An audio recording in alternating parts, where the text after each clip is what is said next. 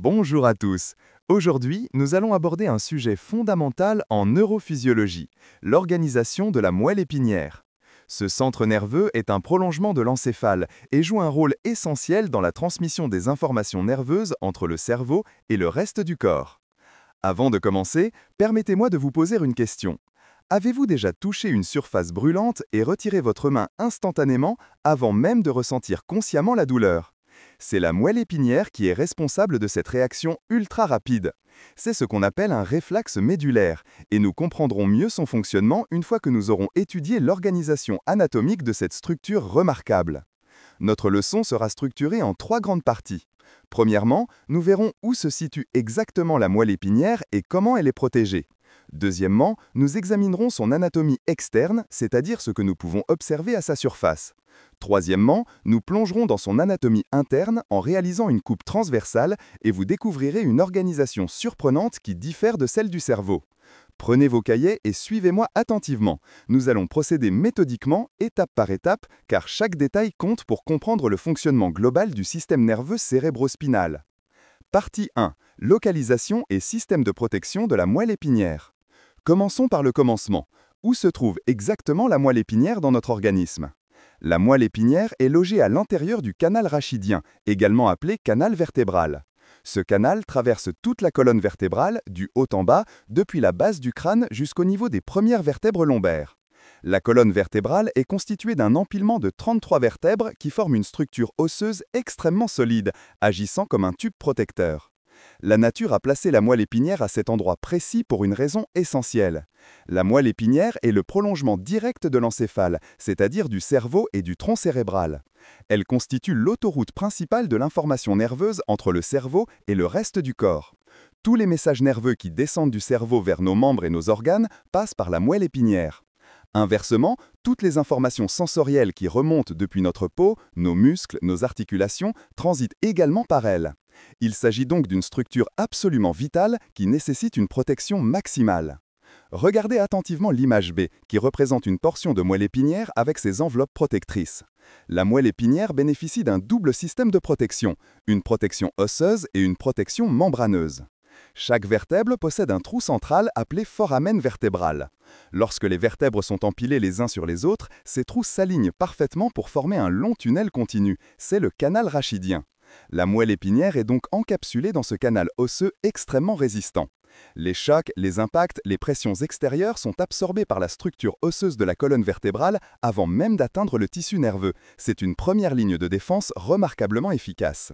Mais la protection ne s'arrête pas là. Même à l'intérieur du canal rachidien, la moelle épinière n'est pas directement en contact avec l'os. Elle est enveloppée dans trois membranes protectrices que nous appelons les méninges. Ces trois enveloppes sont clairement visibles sur l'image B, numérotées 1, 2, 3 et regroupées sous le terme méninge numéro 4. Je vais vous décrire ces trois enveloppes en partant de l'intérieur vers l'extérieur, car c'est ainsi que nous les rencontrons lorsque nous nous approchons de la moelle épinière. La première enveloppe, la plus interne, celle qui est directement collée contre le tissu nerveux de la moelle épinière, c'est la pimère, numéro 3. Son nom vient du latin pia mater, qui signifie mère tendre ou mère douce. C'est une membrane très fine, presque transparente, extrêmement délicate. Cette membrane est richement vascularisée, c'est-à-dire qu'elle est parcourue par un réseau très dense de vaisseaux sanguins. Ces vaisseaux apportent l'oxygène et les nutriments indispensables au fonctionnement des neurones de la moelle épinière. La pimère épouse parfaitement tous les contours de la moelle épinière, suivant chaque pli, chaque sillon, comme une seconde peau. La deuxième enveloppe, au-dessus de la pimère, c'est l'arachnoïde, numéro 2. Ce nom étrange vient du grec arachné, qui signifie araignée, car cette membrane présente un aspect ressemblant à une toile d'araignée avec ses fins prolongements. L'arachnoïde est une membrane plus épaisse que la pimère, mais elle reste néanmoins délicate. Entre la pimère et l'arachnoïde existe un espace très important, l'espace sous-arachnoïdien. Cet espace n'est pas vide, il contient des lacunes, c'est-à-dire des cavités, remplies d'un liquide très particulier, le liquide céphalorachidien, que nous appelons aussi LCR. Ce liquide céphalorachidien joue plusieurs rôles absolument essentiels. Premièrement, il agit comme un coussin amortisseur. La moelle épinière flotte dans ce liquide. Lors d'un choc ou d'un mouvement brusque, le LCR absorbe une grande partie de l'impact, évitant que le tissu nerveux ne soit traumatisé. Deuxièmement, ce liquide participe aux échanges nutritifs et à l'élimination des déchets métaboliques. Troisièmement, il maintient une pression constante autour de la moelle épinière, ce qui est crucial pour son bon fonctionnement. Ce n'est pas simplement de l'eau, c'est un liquide très élaboré dont la composition est strictement contrôlée par l'organisme. La troisième et dernière enveloppe, la plus externe, c'est la dure-mère numéro 1. Son nom latin dura mater signifie mère dure par opposition à l'apimère. C'est une membrane épaisse, résistante, fibreuse, presque coriace. La dure-mère est la méniage la plus robuste. Elle adhère très fortement à l'os du canal rachidien, créant ainsi un lien solide entre le système membraneux et le système osseux de protection. Cette adhérence est si forte que lors de traumatismes sévères, c'est souvent la dure-mère qui maintient l'intégrité de l'ensemble du système en empêchant les déplacements anormaux de la moelle épinière à l'intérieur du canal rachidien. Récapitulons ensemble pour que ce soit parfaitement clair. De l'extérieur vers l'intérieur, nous avons premièrement la colonne vertébrale, structure osseuse formée d'un empilement de vertèbres qui délimite le canal rachidien. Deuxièmement, la dure-mère, numéro 1, membrane épaisse et résistante adhérente à l'os. Troisièmement, l'arachnoïde, numéro 2, membrane intermédiaire séparée de la pied-mère par l'espace sous-arachnoïdien rempli de liquide céphalorachidien. Quatrièmement, la pied-mère, numéro 3, membrane fine et vascularisée directement appliquée contre la moelle épinière. Et enfin, au centre de tout cet ensemble, la moelle épinière elle-même, le tissu nerveux que tout ce système protège. Ce système de protection témoigne de l'importance vitale de la moelle épinière. Une lésion médulaire, même minime, peut avoir des conséquences dramatiques. Paralysie, perte de sensibilité, dysfonctionnement des organes internes. C'est pour cette raison que la nature a mis en place ce dispositif de protection multiple et redondant. C'est aussi pour cette raison que certains accidents, comme les fractures vertébrales, sont considérés comme des urgences médicales absolues, car ils peuvent compromettre l'intégrité de la moelle épinière. Maintenant que nous savons où se trouve la moelle épinière et comment elle est protégée, passons à l'observation de sa structure externe. Qu'allons-nous voir si nous dégageons délicatement la moelle épinière de ses enveloppes méningées? Partie 2. Anatomie externe de la moelle épinière. Observez maintenant l'image B qui représente une portion de moelle épinière avec toutes ses structures externes bien visibles. Lorsque nous retirons délicatement les méninges et que nous observons la moelle épinière dans sa totalité, nous pouvons identifier plusieurs éléments caractéristiques. Chez l'être humain, la moelle épinière se présente comme un long cordon de couleur blanc nacré, d'aspect brillant. Sa forme est globalement cylindrique, semblable à un câble. Ce cylindre n'est pas parfaitement régulier. Il présente deux renflements importants. Le renflement cervical au niveau du cou et le renflement lombaire au niveau du bas du dos. Ces renflements correspondent aux zones d'où partent les nerfs destinés aux membres supérieurs et inférieurs qui contiennent davantage de neurones. Pour vous donner une idée précise de ces dimensions, chez l'adulte, la moelle épinière mesure environ 45 cm de longueur. Son diamètre varie entre 1 et 1,5 cm selon les régions. Elle commence au niveau du foramen magnum, c'est-à-dire le grand trou à la base du crâne par lequel elle fait suite au bulbe rachidien du tronc cérébral. Et elle se termine généralement au niveau de la première ou de la deuxième vertèbre lombaire. Notez bien ce détail important. Contrairement à ce qu'on pourrait croire, la moelle épinière ne descend pas jusqu'au bas de la colonne vertébrale. Elle s'arrête relativement haut, au niveau lombaire supérieur. Regardons maintenant de plus près la surface externe de cette moelle épinière visible sur l'image B. Elle n'est pas parfaitement lisse. Au contraire, elle présente sur toute sa longueur deux sillons longitudinaux très caractéristiques qui la parcourent d'un bout à l'autre. Le premier sillon, situé sur la face antérieure ou ventrale de la moelle épinière, c'est le sillon antérieur ou sillon médian antérieur, numéro 12 sur l'image B. Ce sillon est relativement large, mais il est peu profond. Il ne pénètre que superficiellement dans le tissu nerveux. Ce sillon est visible à l'œil nu et constitue un repère anatomique important pour identifier la face ventrale de la moelle épinière. Le deuxième sillon, situé sur la face postérieure ou dorsale, c'est le sillon postérieur ou sillon médian postérieur, numéro 11 sur l'image B. Celui-ci présente des caractéristiques inversées par rapport au sillon antérieur. Il est étroit, presque une fente, mais il est profond. Il s'enfonce profondément dans le tissu nerveux de la moelle épinière. Ces deux sillons, antérieur et postérieur, définissent une ligne médiane qui divise virtuellement la moelle épinière en deux moitiés symétriques, une moitié droite et une moitié gauche. Cette symétrie bilatérale est une caractéristique fondamentale de l'organisation du système nerveux des vertébrés. Si nous observons maintenant les faces latéraux de la moelle épinière, c'est-à-dire ses côtés gauche et droit, nous constatons que tout le long de sa longueur, régulièrement espacée, émergent des structures filamenteuses clairement visibles sur l'image B. Ce sont les racines nerveuses rachidiennes. Et là, c'est très important pour la suite de notre cours et pour comprendre le fonctionnement de la moelle épinière. Il existe deux types de racines et elles n'ont pas du tout la même fonction. D'un côté, nous avons les racines antérieures ou racines ventrales, numéro 8 sur l'image B, également appelées racines ventrales. Ces racines émergent de la face antérieure de la moelle épinière, c'est-à-dire du côté du sillon antérieur. Elles sortent latéralement par rapport à ce sillon. Retenez bien cette information cruciale, les racines antérieures sont des racines motrices. Cela signifie qu'elles transportent des messages nerveux qui descendent depuis la moelle épinière vers la périphérie, vers les muscles. Ces messages commandent la contraction musculaire. Si vous levez votre bras, si vous marchez, si vous fermez votre main, c'est grâce aux influx nerveux qui transitent par ces racines antérieures motrices.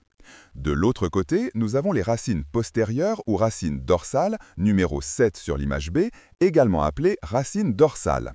Ces racines émergent de la face postérieure de la moelle épinière, du côté du sillon postérieur. Elles ont une fonction opposée aux racines antérieures. Les racines postérieures sont des racines sensitives. Elles transportent des informations sensorielles qui remontent depuis la périphérie vers la moelle épinière. Quand vous touchez un objet, quand vous ressentez de la chaleur, du froid, de la douleur, quand vos muscles détectent leur degré d'étirement, toutes ces informations sensorielles entrent dans la moelle épinière par les racines postérieures. Règle fondamentale à retenir. Racine antérieure 8 égale motrice. Les messages sortent de la moelle vers les muscles. Racine postérieure 7 égale sensitive. Les messages entrent dans la moelle depuis les récepteurs sensoriels. Cette distinction entre racine antérieure motrice et racine postérieure sensitive est absolument capitale.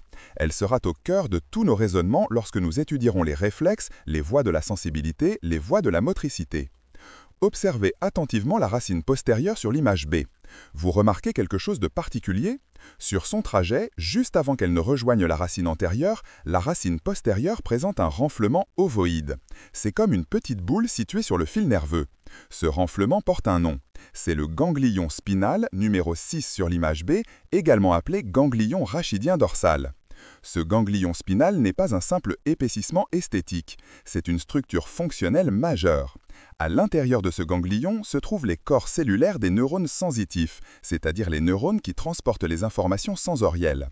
Chaque neurone sensitif possède un corps cellulaire situé dans ce ganglion, et ce corps cellulaire émet deux prolongements. Un prolongement périphérique qui va jusqu'au récepteur sensoriel, dans la peau, les muscles, les articulations, et un prolongement central qui pénètre dans la moelle épinière par la racine postérieure. Poursuivons notre observation. Après le ganglion spinal, la racine postérieure sensitive continue son trajet et rencontre la racine antérieure motrice. Ces deux racines confluent, c'est-à-dire qu'elles fusionnent pour former un seul et même tronc nerveux. Ce tronc nerveux mixte, qui contient à la fois des fibres motrices et des fibres sensitives, c'est le nerf rachidien, numéro 5 sur l'image B. Le nerf rachidien sort du canal rachidien par les trous de conjugaison, également appelés foramen intervertébraux. Ces trous sont situés latéralement entre deux vertèbres successives. Une fois sorti de la colonne vertébrale, le nerf rachidien se divise en plusieurs branches qui vont innerver différentes régions du corps, peau, muscles, articulations, etc. Chez l'être humain, il existe 31 paires de nerfs rachidiens de chaque côté de la moelle épinière, soit 62 nerfs rachidiens au total. Ces paires sont réparties selon les régions de la colonne vertébrale. 8 paires cervicales, 12 paires thoraciques, 5 paires lombaires, 5 paires sacrées et une paire coccygienne. Chaque paire innerve une région précise du corps, ce qui nous permet de comprendre les conséquences d'une lésion médulaire à un niveau donné. Récapitulons ce que nous avons observé sur l'anatomie externe de la moelle épinière. Premièrement, la moelle épinière est un cordon blanc cylindrique d'environ 45 cm de long. Deuxièmement, elle présente deux sillons longitudinaux. Le sillon antérieur, 12, large et superficiel, et le sillon postérieur, 11, étroit et profond. Troisièmement, de chaque côté émergent régulièrement des racines nerveuses, les racines antérieures motrices 8 et les racines postérieures sensitives 7. Quatrièmement, la racine postérieure porte un ganglion spinal 6 contenant les corps cellulaires des neurones sensitifs. Cinquièmement, les deux racines fusionnent pour former le nerf rachidien mixte 5 qui sort de la colonne vertébrale. Voilà pour l'aspect externe. Maintenant, nous allons découvrir une organisation interne surprenante. Nous allons effectuer une coupe transversale de la moelle épinière et observer sa structure interne. Préparez-vous à découvrir une disposition particulière de la substance grise et de la substance blanche. Partie 3. Anatomie interne de la moelle épinière. Imaginez que nous prenions la moelle épinière et que nous la coupions perpendiculairement à son axe longitudinal, comme si nous tranchions un cylindre. Nous obtenons une coupe transversale.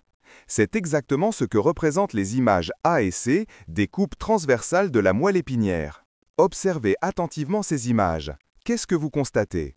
Vous remarquez deux zones de couleurs différentes, n'est-ce pas?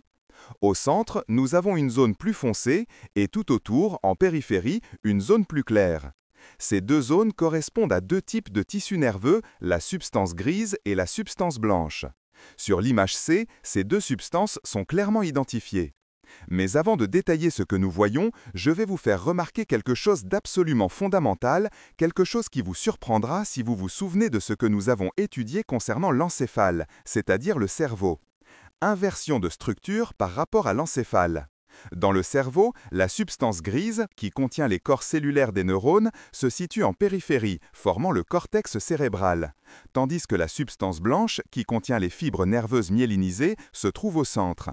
Eh bien, dans la moelle épinière, c'est exactement l'inverse.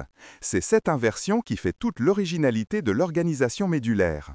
Au centre de la moelle épinière, nous trouvons la substance grise, numéro 14 sur l'image A et clairement visible sur l'image C. Cette substance grise a une couleur plus foncée, grisâtre, d'où son nom. Elle contient les corps cellulaires des neurones médulaires, leurs dendrites, les synapses, et elle est richement vascularisée. C'est le lieu où se font les connexions nerveuses, où les informations sont traitées, où naissent les réponses réflexes. Regardez bien la forme de cette substance grise sur les images A et C. Elle ne forme pas une masse compacte au centre, non, elle dessine une forme très particulière, très caractéristique. Elle a la forme d'un X, ou si vous préférez, la forme d'un papillon aux ailes déployées, ou encore la forme de la lettre H majuscule. Cette forme en X est absolument constante tout le long de la moelle épinière, même si ses proportions varient légèrement selon les niveaux. Sur l'image C, vous pouvez observer cette forme caractéristique avec ces deux couleurs différentes qui permettent de bien distinguer la substance grise au centre. Cette substance grise en forme de X présente des branches que nous appelons des cornes, et ces cornes sont orientées vers l'avant et vers l'arrière de la moelle épinière. Les cornes antérieures ou cornes ventrales, numéro 10 sur l'image A, qui pointent vers l'avant, vers le sillon antérieur. Observez leur aspect sur les images. Ces cornes antérieures sont volumineuses, larges, renflées, massives. Pourquoi sont-elles si développées? Parce qu'elles contiennent les corps cellulaires des motoneurones, c'est-à-dire des neurones moteurs qui commandent la contraction des muscles squelettiques. Ces motoneurones sont de grosses cellules qui nécessitent beaucoup d'espace, d'où le renflement des cornes antérieures.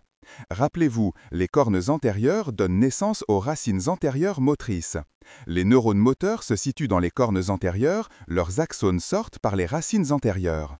Les cornes postérieures ou cornes dorsales, numéro 9 sur l'image A, qui pointent vers l'arrière, vers le sillon postérieur.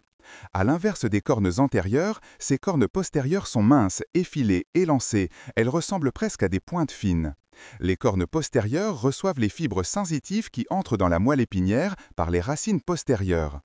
Elles contiennent des neurones qui font relais dans les voies de la sensibilité. Ces neurones sont généralement plus petits que les motoneurones, d'où l'aspect plus fin des cornes postérieures. Au centre de ce X, entre les branches antérieures et postérieures, existe une zone de connexion que nous appelons la commissure grise. C'est grâce à cette commissure que les deux moitiés droite et gauche de la moelle épinière communiquent entre elles. Et au centre même de cette commissure grise, observez attentivement l'image A. Il existe un tout petit point blanc, un canal très étroit. C'est le canal de l'épendyle, numéro 15 sur l'image A. Ce canal représente ce qui reste de la cavité neurale embryonnaire à partir de laquelle s'est développée la moelle épinière. Chez l'adulte, ce canal est extrêmement fin, presque virtuel, et il est tapissé de cellules épendymaires. Il contient une petite quantité de liquide céphalorachidien et se prolonge vers le haut pour communiquer avec les ventricules cérébraux. Passons maintenant à la substance blanche, numéro 13 sur l'image A et également visible sur l'image C. Elle occupe toute la périphérie de la moelle épinière, tout autour de la substance grise centrale. Sur l'image C, elle apparaît en couleur plus claire, de teinte jaunâtre ou blanc nacré. Pourquoi cette couleur blanche? Parce que cette substance est constituée principalement de fibres nerveuses myélinisées, c'est-à-dire d'axones entourés d'une gaine de myéline. La myéline est une substance lipidique de couleur blanche qui isole les axones et permet une conduction très rapide de l'influx nerveux. La substance blanche de la moelle épinière est organisée en faisceaux, également appelés cordons. Ces faisceaux sont des groupes de fibres nerveuses qui ont la même origine, la même destination et la même fonction. Nous distinguons schématiquement trois grands groupes de cordons. Les cordons antérieurs, situés entre le sillon antérieur médian et les cornes antérieures de la substance grise, de chaque côté. Ils contiennent principalement des voies motrices descendantes. Les cordons latéraux, situés sur les côtés de la moelle épinière, entre les cornes antérieures et postérieures. Ils contiennent à la fois des voies motrices descendantes et des voies sensitives ascendantes. Les cordons postérieurs, situés entre le sillon postérieur médian et les cornes postérieures de la substance grise, de chaque côté. Ils contiennent principalement des voies sensitives ascendantes, notamment celles de la sensibilité proprioceptive consciente et du tact fin. Ces faisceaux de la substance blanche constituent les autoroutes de l'information nerveuse. Les voies descendantes transportent les ordres moteurs depuis le cerveau vers la moelle épinière, puis vers les muscles. Les voies ascendantes transportent les informations sensorielles depuis les récepteurs périphériques vers la moelle épinière, puis vers le cerveau. Observez maintenant sur l'image A comment la substance grise et la substance blanche s'articulent. Les cornes de la substance grise divisent la substance blanche en plusieurs territoires. Cette organisation n'est pas aléatoire, elle reflète la séparation fonctionnelle entre les voies motrices et les voies sensitives. Regardez également l'image D qui présente un schéma d'interprétation de la coupe transversale. Ce schéma synthétise tous les éléments que nous venons de décrire et montre clairement la disposition en X de la substance grise au centre, entourée par la substance blanche à la périphérie. Les deux sillons, antérieur et postérieur, sont bien visibles et servent de repère pour orienter la coupe. Récapitulons maintenant l'anatomie interne de la moelle épinière. Premièrement, la substance grise 14 est située au centre en forme de X ou de papillon avec des cornes antérieures renflées 10 et des cornes postérieures minces 9. Deuxièmement, le canal de l'épendyle 15 traverse l'axe central de la substance grise. Troisièmement, la substance blanche 13 occupe toute la périphérie et contient les faisceaux de fibres myélinisées organisés en cordons antérieurs, latéraux et postérieurs. Quatrièmement, cette organisation représente une inversion par rapport à l'encéphale, où la substance grise est périphérique et la substance blanche centrale. Cette organisation anatomique de la moelle épinière explique ses fonctions essentielles. La conduction des informations entre le cerveau et la périphérie grâce à la substance blanche et le traitement local des informations, notamment les réflexes, grâce à la substance grise. Conclusion. La moelle épinière des mammifères se forme selon un même plan d'organisation fondamental. Nous avons vu qu'elle est protégée par un double système, la colonne vertébrale en périphérie et les trois méninges, dure-mère, arachnoïde, pied-mère, qui l'enveloppent directement, avec le liquide céphalorachidien jouant un rôle d'amortisseur. Son anatomie externe révèle deux sillons caractéristiques, antérieur large et postérieur étroit, et l'émergence régulière des racines nerveuses, les racines antérieures motrices et les racines postérieures sensitives, portant chacune un ganglion spinal. Ces racines fusionnent pour former les nerfs rachidiens mixtes. Son anatomie interne, observable sur une coupe transversale, montre une organisation inverse de celle du cerveau. La substance grise en forme de X au centre, avec ses cornes antérieures motrices volumineuses et ses cornes postérieures sensitives minces. Et la substance blanche en périphérie, organisée en faisceaux conducteurs. Cette organisation peut néanmoins présenter des dimensions variables en fonction de l'espèce, de l'âge et du sexe de l'individu. Mais le plan général reste constant chez tous les mammifères. Comprendre l'organisation de la moelle épinière est essentiel pour appréhender le fonctionnement du système nerveux dans son ensemble, notamment les mécanismes réflexes et les voies de transmission de l'information nerveuse entre le cerveau et le reste de l'organisme.